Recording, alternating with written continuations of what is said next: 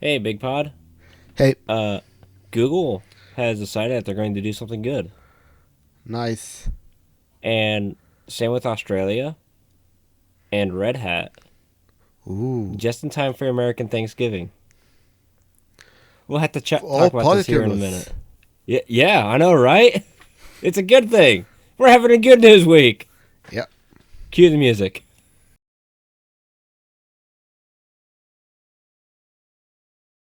Hey guys, welcome to No Tux Allowed. I am your host Josh, and today I have brought this wonderful gentleman who decided to wear a blue shirt to complement my usual white shirt, Mr. Big Pod. Hello. How's it going today? It's doing great. Back on Well, Linux full time, so I'm having great time. so wait, you're not recording this through a Windows machine right now. No. Okay, so I take it that you're using some version of Arch Linux because you're one of those super hacky Linux users.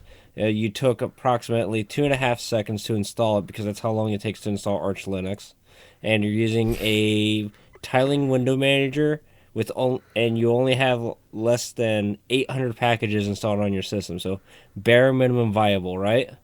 No, no, no, no, no, no.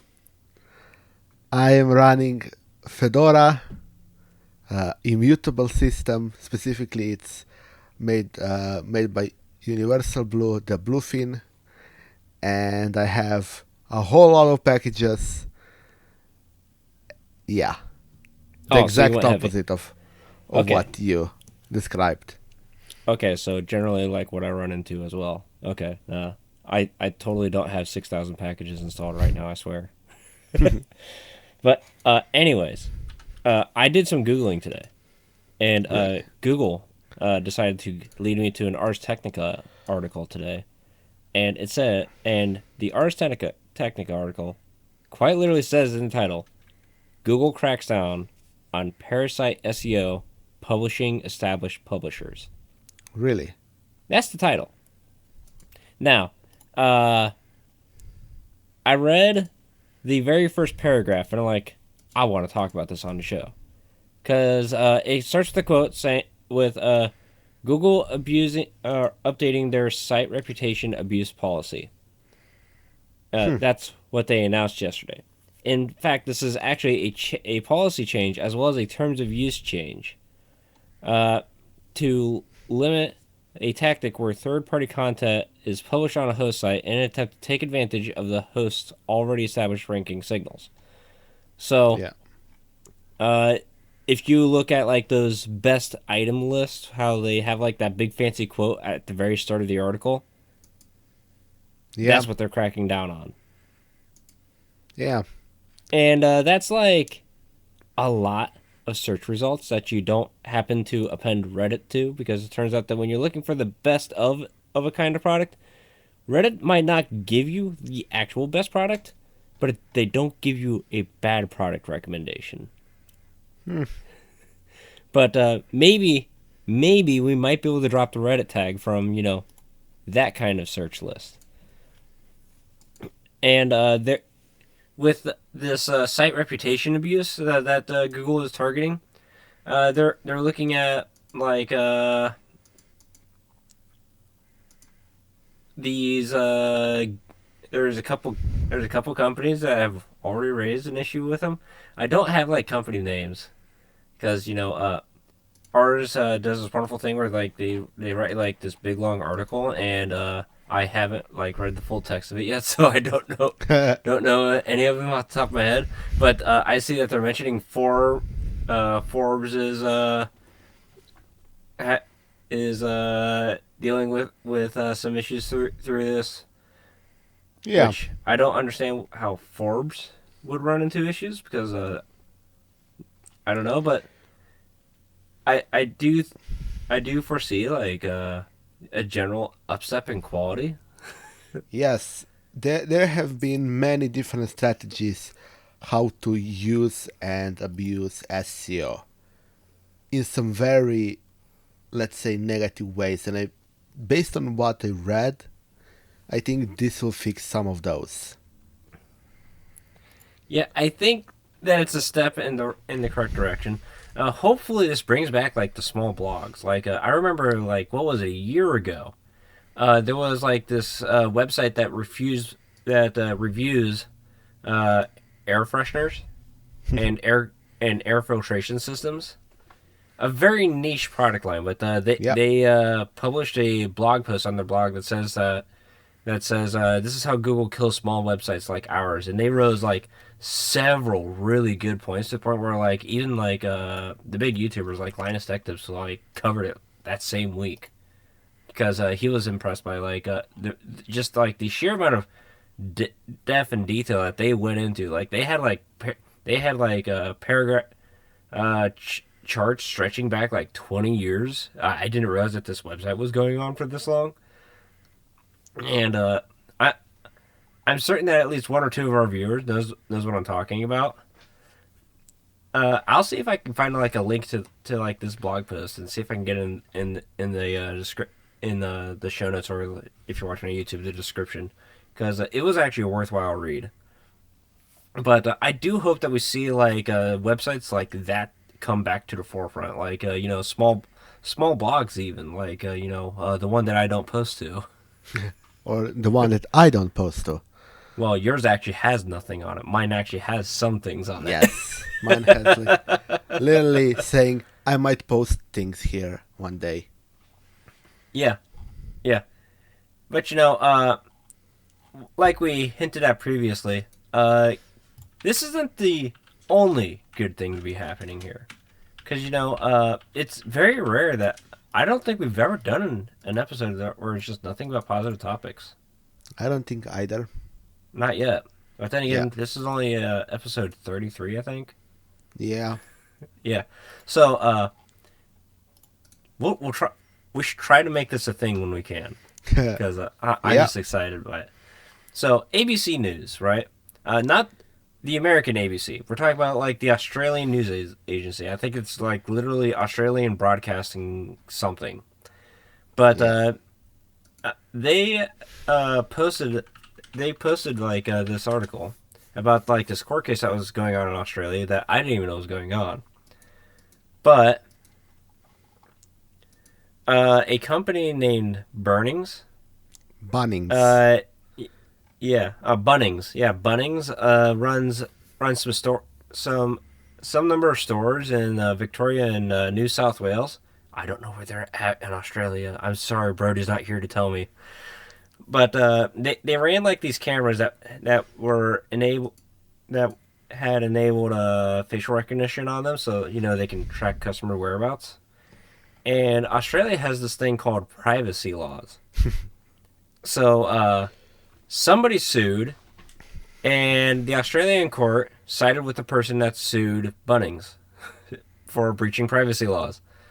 So, rather than going through like the ABC News website, I found the government ruling determination sheet, which really shortens it out. Basically, the outcome of this is that there are two declarations that were made that Bunnings must not repeat or continue the acts and practices that led to interference of individuals' privacy, publish a statement about the conduct, and destroy all information that they collected. So Nice. they just said, no, this isn't going to happen anymore. And they do a very good job summarizing like the or like referencing both the laws that apply to this case, and even summarizing the findings. So I'm just thinking to myself, it's like, man, I kind of want to go to Australia because at least their court system makes sense. Yeah. But this is also just like this is a win for privacy, like basically because people can cite this court case in Australia. They can probably cite this in like several others as well. So like My guess in Commonwealth countries, that's basically that's very easy to cite since Australia, I believe, is part of the Commonwealth. yeah. So This should apply to not just like this one company doing this one thing, but like maybe the Google Assistant that like listens 24/7 for specific keywords, but still records every single conversation that it possibly can. Yeah. Or like say, just somebody, uh, like real estate agents that share and exchange contact information with like the people that they work with, and put it up for sale on like ad marketplaces and all that. If you didn't consent to that, then they can make you not do that, essentially. Yeah, and that's just a win. Yeah, it's Go, win for everybody, not just yeah, for Australia. yeah, go Aussies. Unfortunately, I still don't like Marmite, but I still try it. I swear. I still have like the same thing in Marmite. I don't know if Marmite actually expires. It's probably not worth. It's probably not a good idea to continue eating this thing in Marmite. I don't know. Does it go bad? That's a scary thought now because I was just eating it yesterday. I'll have to look that one up. But of course, Bigpod, Yeah. we have an original news story, Yeah. right? And it makes me excited because this is our first bit of original news. We're not grabbing this from anybody else besides like a Red Hat blog post. But we've actually we pulled some strings. We got quotes, like actual quotes. But of course, what we're talking about here is Red Hat once again is being good guy Red Hat, and I know that people tend to hate on Red Hat, but Red Hat compared to like all these other IT companies or like these other multi-billion-dollar enterprise companies working in like the Linux desktop space, Red Hat's usually been the good guy. And today, they have decided that they're going to just hand over control of like this suite of container tools to the CNCF, or the Cloud Native Computing Foundation. Yeah. And Bigpod, first of all, what tools and who is this foundation?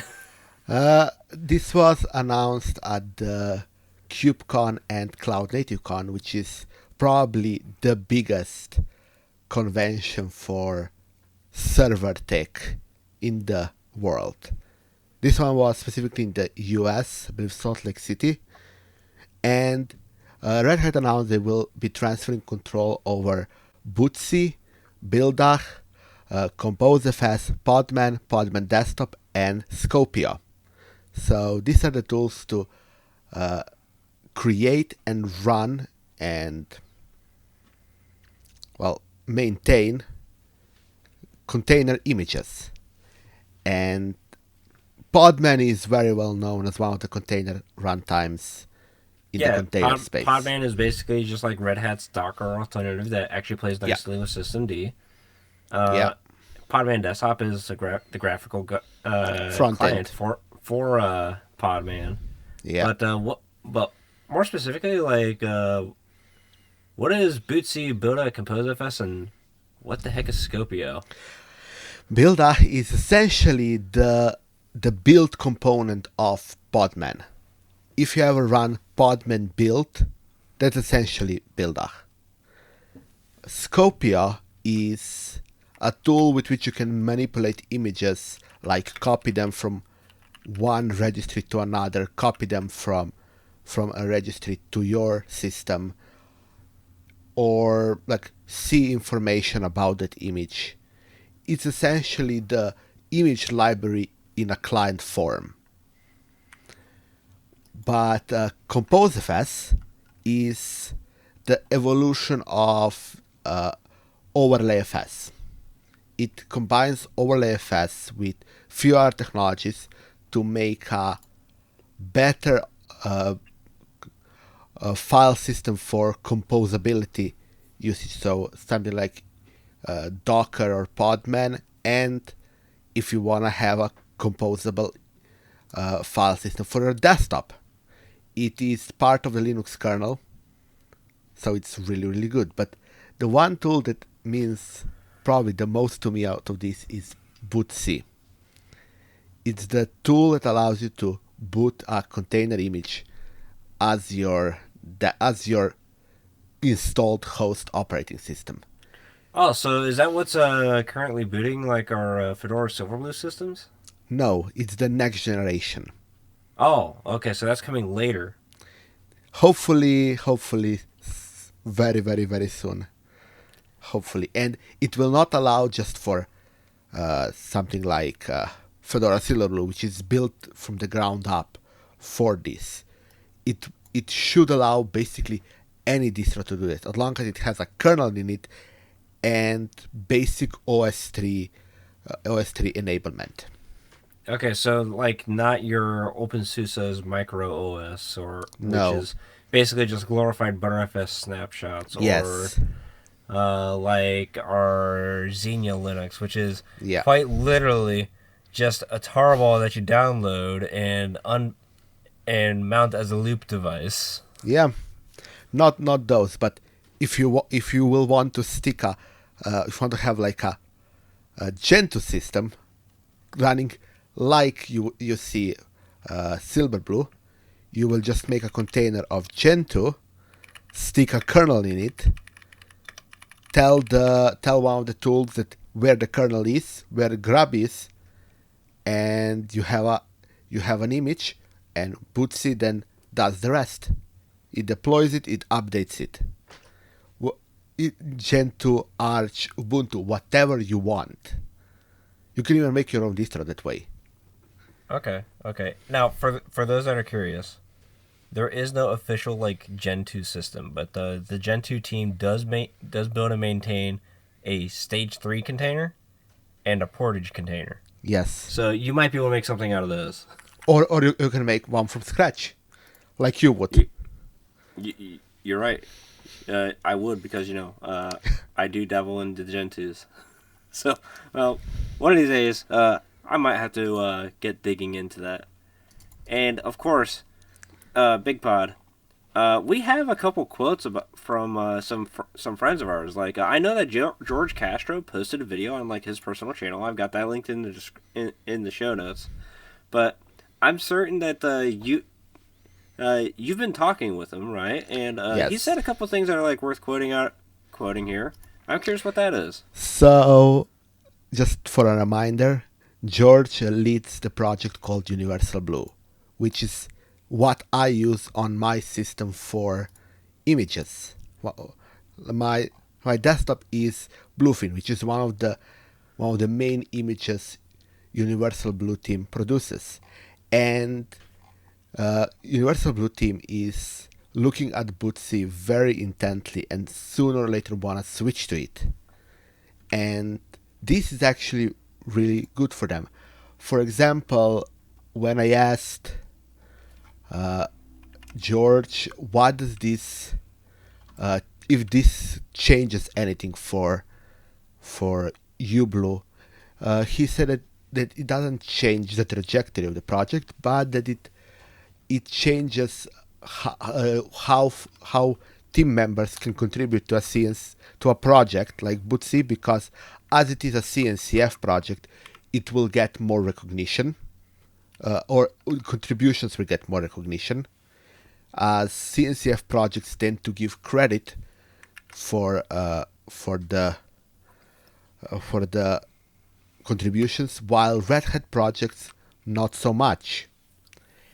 And that is good for open source contributors. Now, if you need a brief explanation as to what the CNCF is, they're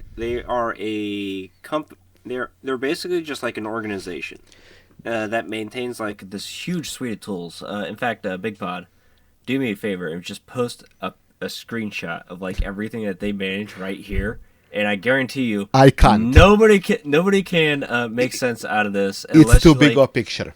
It's too big. It's too big.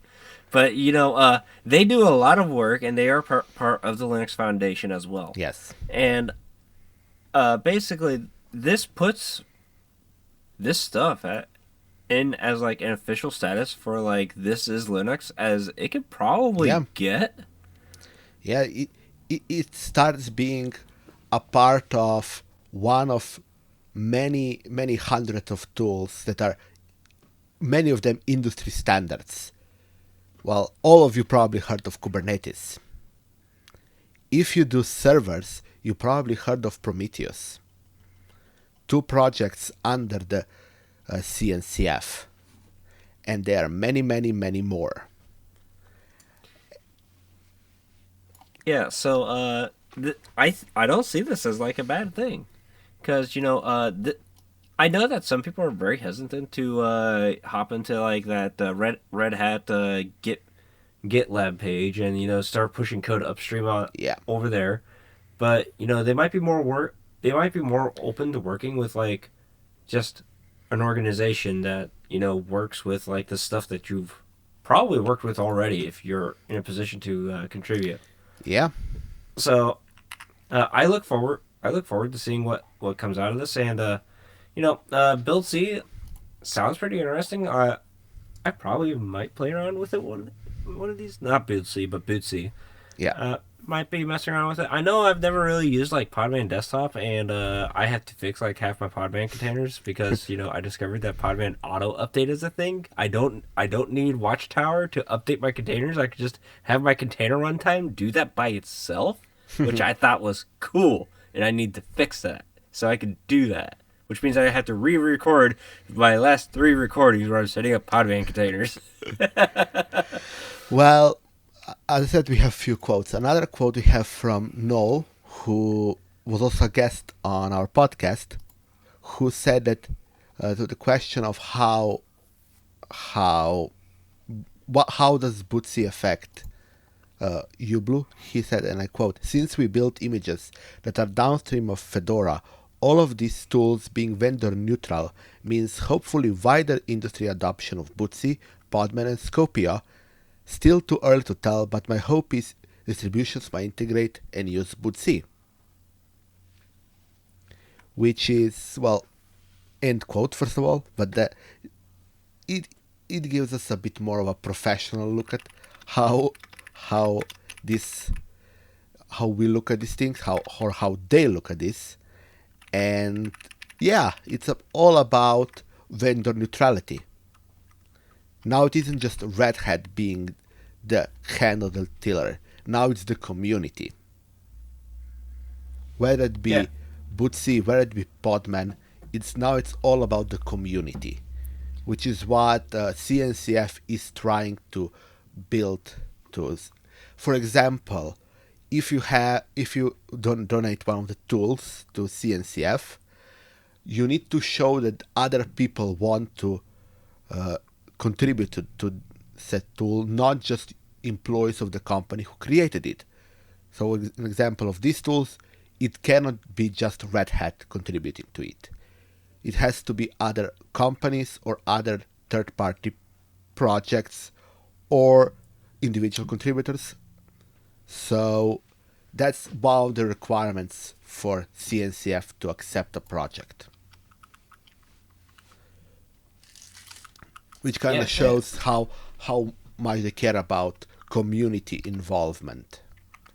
And as CNCF is a part of Linux Foundation, it gives these projects a really good home. Yep, and I look forward to see this continue on. Yeah. Because sometimes like those Red Hat developers, they're like everywhere. And this is now like 7 projects that they don't directly have to manage for their job, which means that they can get to work on like other areas, like working on improving RHEL in general. Yeah. And a lot of them contribute upstream to Fedora as well. So we might see like more of them working upstream in Fedora and stuff like that. Now, of course, this means that with them giving this off towards like the CNCF, there's always the chance that uh, it might just go the route of nobody's really using Podman, so it might just that stay like that's that. that's a funny one. Yeah, that is a funny one because you might be running Podman, you just don't know you just don't know Yeah. it. That said, if you have never used Podman or Docker, I much prefer Podman to this point to Docker because Yeah. of all the cool integrations that it has, and a lot of times it just integrates more naturally with your system than even Docker does. But of course, a container is a container, Both and Docker. have their benefits and drawbacks. Like Podman is completely daemonless, but that Yeah, also means you need to have things like bring up of containers done another way, while Docker is works by itself, has a daemon, and everything is done through that Docker daemon. It's benefits and drawbacks. But where this is all for me is I am user of all of those tools, or will be a user of those tools sooner or later. As I want soon to start using Bootsy. I want to soon start using ComposeFS. ComposeFS will be a great thing for security of my file system, but it is also good as someone who like uses it and probably won't be helping and contributing to these things, that they get a community management instead of enterprise management, like from the likes of Red Hat, because if Red Hat decides to abandon the project, like they change the direction where they're going, like they stop doing the immutable system thing, which they have been on a bit of a path to getting there. But if they decide to stop doing that, Bootsy could get abandoned. And just like George said to me during the interview, they can't bail on Ublu Ublu on Bootsy in the future. It is yeah, good that this kind of enterprises are behind these tools, but if the whole community is behind it, that's better. And another day, since they're a part of CNCF, that means the enterprise money is funding these projects. Whether it be, the community will be maintaining them, but project management and all that stuff is CNCF, which is good for project health. yeah. Which basically means that that guy in the middle of nowhere in Nebraska, he's probably working. He's probably gonna be working on some of this stuff now, and of course you should probably still consider like sending him at least enough money to buy his next cup of coffee. Yes. But he's going to get the help. It's just going to be a thing that happens. He's going to get the help to help on this code too, as long as somebody else looks at it. Yeah. And it being in the CNCF, somebody else will probably look at it. And I have something else to say Oh, from that interview with George. Many of you desktop Linux people will go and like, what? Why would we use that? Why does that need to exist? Well, George has something to tell you. If people think this is shit or weird, okay, leave them behind. We don't need those people in the future. we've done that before. And George plans to do that again. Yeah. Have you looked to see what happened to those also diehards when we came out with Pulse Audio? Yeah. I remember reading threads upon threads about how people will never switch to Pulse Audio and they will stick out the rest of their life on ALSA. I am confident that there's one viewer who knows exactly the kind of threads that I'm talking about, and nobody else knows what's going on. They have been left behind. So, this is going to be a bit of a quicker episode this week because I Yep. have commitments and we're recording later in the week than what we normally do because real life things happened. But hey, if you would like to support our venture, you can go to patreon.com YouTube.com/no tucks allowed. We got the full name in there, not NTA or anything like that. The full name, so you know And exactly where you're going. you might even see the link down below if I create the new template. Yeah, it's probably like this link. If it's not there, It's down in the description or in it's the in the show notes. description. Yeah, it's in the description or the show notes. And we're making some changes to that premium feed. I've decided this right now. I am pulling out like I own the podcast. We're doing this.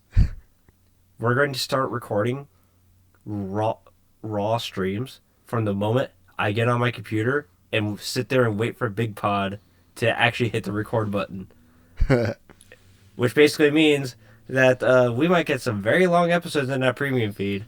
You've been warned, but you might hear a lot of very interesting pre-show conversations that Bigpod and I have before we actually get going. Or, even some of the stuff we talk about with guests. Because I guarantee you, we've had some glorious conversations with, Derek from DistroTube for a solid hour before we even recorded our, 40-minute episode? Something like that. Something like that. Or, you might hear... Or a 2-hour conversation between us that then lasts into a 45-minute episode. Yeah. So, if you're into that, because I know some people actually are, just go over there, and the buy-in price for that is going to be at our very bottom tier, starting from there. Because, that's my gift for you. Because you're paying me a service. Because you got to remember, we're doing this show the hard way. We are self-hosting that Castapod instance that you go to and you look at our website. We are going out to all these other aggregators. So you show up in iTunes or your Amazon podcast or your YouTube podcast or your Spotify's. We put in the hard work. And of course, us still being a relatively small show, the best marketing that we can possibly have is the product that we give you. But you can also help us as well by not only going to our patreon.com and supporting us, but also just sharing the show. It's that easy. Yep. And of course, if you want to give us some feedback, because feedback is free, even angry feedback. Of course, we still haven't gotten any happy feedback, so I'm sad about this. So please send us a happy email to this email address right here. This is a real email address. It's not self-hosted. It's ran through AWS. So, sorry. We haven't gotten on that adventure yet. Maybe one of these days we should mess around with it just for the fun of it. Yeah, maybe that could be a premium option. Like the $20 tier, you get a free self-hosted email address on our email server. No, I'm sure? not dealing with that security. Maybe when we hire a producer, we Even can just then. we can let the producer handle that. We need a security team. Not gonna happen. Oh, but don't you do that professionally? Yes, some of it. So you can do this. So when when we eventually get rich enough that I can hire you full time, it's like, hey, Maybe this then. is your boss telling you this now. Maybe then. Okay. You can, of course, if for some reason you want to tell me exactly how you set up your personal email server, and you can go to this link here. These are our Mastodon IDs, as in like your federated social media service, like your Twitter Threads, Mastodon Pleroma. It's not Twitter Threads. It's Instagram Threads. I will always eternally get that wrong. In fact, you know what? You should probably just remind me that in an email. Of course, we've got our own YouTube channels. I need to re-record like the 3 episodes that I already recorded and was about to hit release on. Then I discovered the cool new feature, so I'm sorry, I'm still not going to be posting anything. So probably start posting again next year. Bigpod, I'm certain that you're going to be posting like a live stream at some point. Probably, possibly, maybe. But I did start writing basics of the script for my next series of videos. Okay. And of course, a special announcement. the final week of this year, we're doing the big massive live stream. Uh, we're doing this because I have the time to do it because I'm on shutdown, so I've got like a full week we can go with this. I don't want to stream for an entire week because that would just be exhausting. But you know, I like the Let's do idea. us. Yeah, I like the idea of Bigpod splitting the time with me, where he takes the stream during his daylight hours, and then I take the stream during my daylight hours.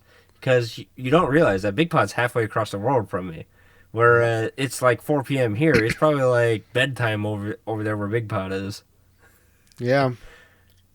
So we're playing like this big massive stream, and we're going to use this little box to do it, or we're going to attempt to use this little tiny mini PC that I just randomly bought off of Amazon for $100 to do it, and I want to see if if we can get some viewership going onto YouTube, and I would love to see you there in the chatting with us, because I guarantee you, when I'm 7.5 hours into like whatever I happen to be doing on the stream, I probably need somebody to talk to. Yeah. And there may be some uh, common time between us. So during those times, we may play some co-op games or other stuff like that. Well, you see, Big Pod, I I know that we're not friends on Steam, but I have Baldur's Gate 3, and I've never completed Act 1 in it. So Well, I I guess I will think, have to carry you. well, not necessarily carry me, but I wouldn't mind playing with you. Or we can play some Baldur's Gate 3, or I can just spin up like a Tux Kart server with the viewers in the live chat and see who can win at Tux Kart, because we all know it's going to be me, because I'm awesome at that game. You're not going to beat me at all, I swear. Uh, and I can attempt as Xonotic, your arena shooters, or we can even play some games with Zero AD, because I like Zero AD, and of course if Zany's there, we got to kill Zany first. Yeah. But I think that's going to be it for our show this week.